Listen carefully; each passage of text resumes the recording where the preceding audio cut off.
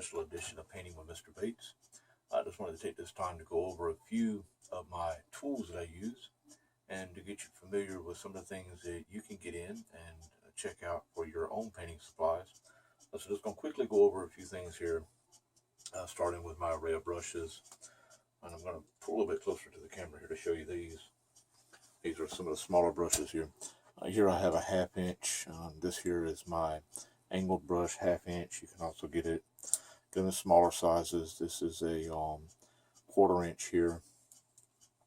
I also recommend you getting some decent flat brushes. Here I have a couple of them that I use.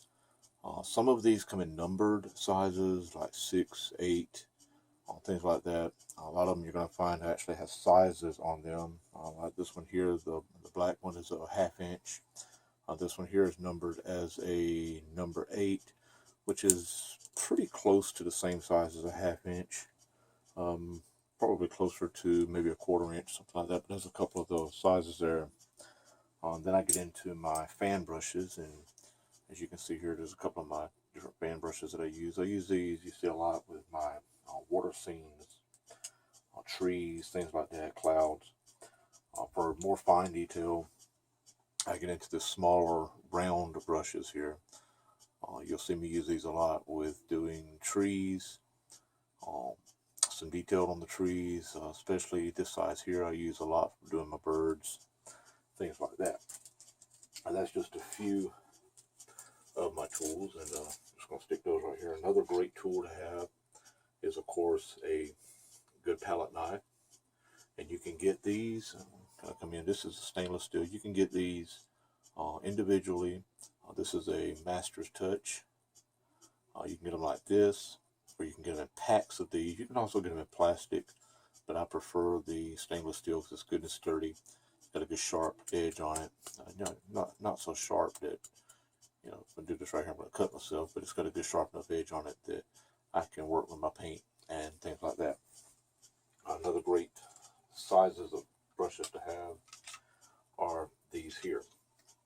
Now, if you're going to be working, knocking my canvases around, if you're going to be working with larger size canvases, say this size or up, you want to get some larger size brushes. And again, maybe a little bit closer to the camera so you can see.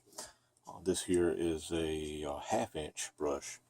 This would be great for doing grass scenes, small trees off in the distance. Then we move up into a 1 inch brush. Again, great for doing your trees and things like that off in the distance. Then you move up into 1.5 inches. Next size up that I use frequently is a 2 inch brush. I use this when I do my sky, my water scenes, things like that. Large canvases, you may even want to go with a larger brush such as a 2.5.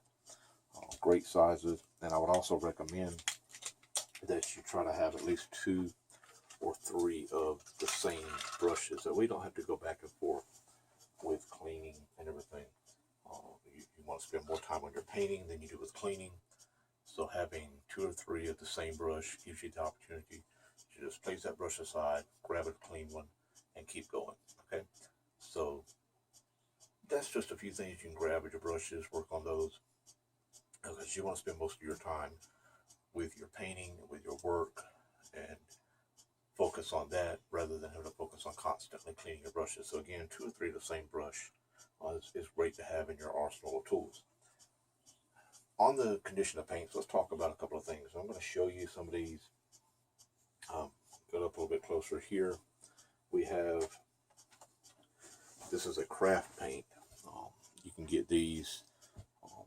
Most places carry these. It carries art supplies.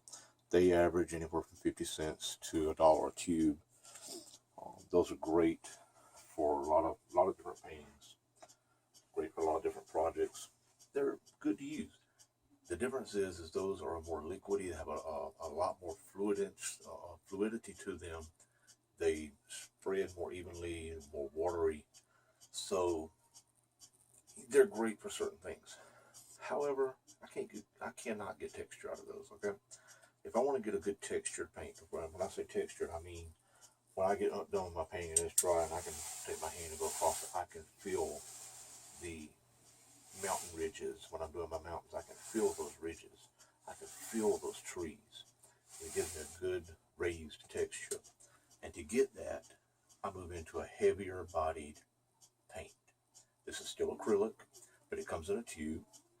This is the Master's Touch 4-ounce tube, 4.1 ounce. I get these. These are around $3.99 a tube. Work great. You can get the smaller sets, same brand, same type paint. You can get a kit for like $14.99, somewhere around there. These work great. You can find this at probably most of your major art and craft locations, Hobby Lobby, probably Michael's, different places like that. But pretty much anybody that carries a major supply of art supplies, you probably will be able to find this, or a comfortable brand to that. Doesn't necessarily have to be Master's Touch. I just prefer Master's Touch. Another great option is to have a good medium. This is the gloss medium. I use this. This comes in a little over an 8-ounce tube, and lasts a while. What this does is it helps to give you a little bit more fluidity with your paint. Spreads more evenly, and it also gives you some transparency. Makes it go on. It's similar to adding either a paint thinner or water to it. And if you've watched me do mini paintings, let me just place these down. If you watched me do mini paintings, you've seen me with a spray bottle, and I just basically spray on a mist of water over my canvas. Take a brush, and I just take a brush after I spray it, and simply brush the water across the canvas to give a good spread.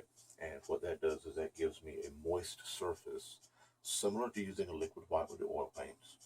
A moist surface to come across on, and it helps to spread and blend my paints.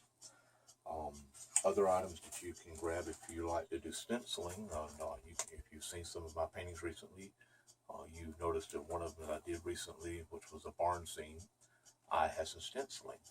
You can get some great stencils out there, different stencils for different things, and they range anywhere from $2.99 and up, depending on what size you get, how many to a pack, things like that. Some great things to have on hand. Of course, you want a good thing to keep you some water in for rinsing your brushes. Anything will work. A cup, a old empty coffee can, anything like that work. You don't have to necessarily buy anything fancy for that. Okay. And now we're going to talk about canvases.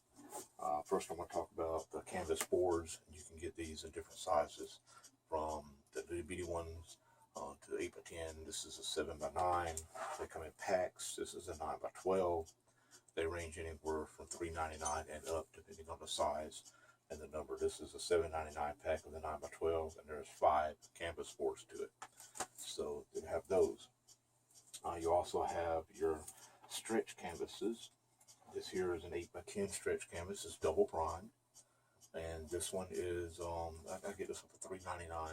You can also get them triple prime for around the same price, depending on where you get them. Then you move on up to your 11x14 sizes. Again, this one's a double prime, comes to a 2-pack for $5.99. Again, you can get them triple prime depending on where you get them and everything. Prices range different, but around the average set. The one here you see I have set up for my next project. This is a 12x18, double primed, and this one here also comes in a 2-pack. I think I paid around around $6 or so, $6-7 for it, for a 2-pack. And then you move up to 11x14. This one here again is a double primed, and it comes in a 2-pack, $7.99. Then you can move on up into larger size canvases, up to huge canvases that you would see behind sofas.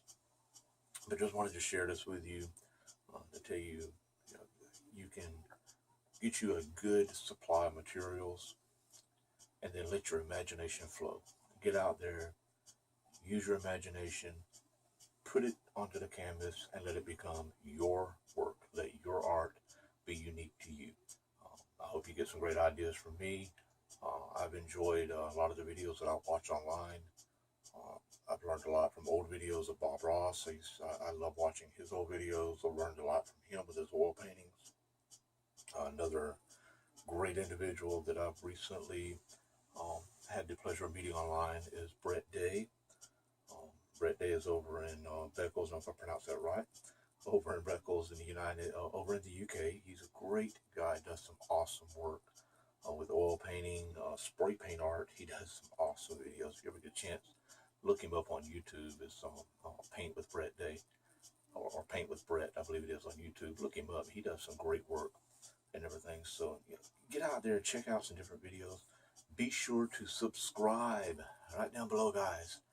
Click on down there, find the subscribe button, and subscribe to my videos so that you can be sure to catch up with all of the latest information that I put out there, the latest paintings that I pull in. So subscribe, subscribe, subscribe, and be sure to check out over here the link to my Facebook page.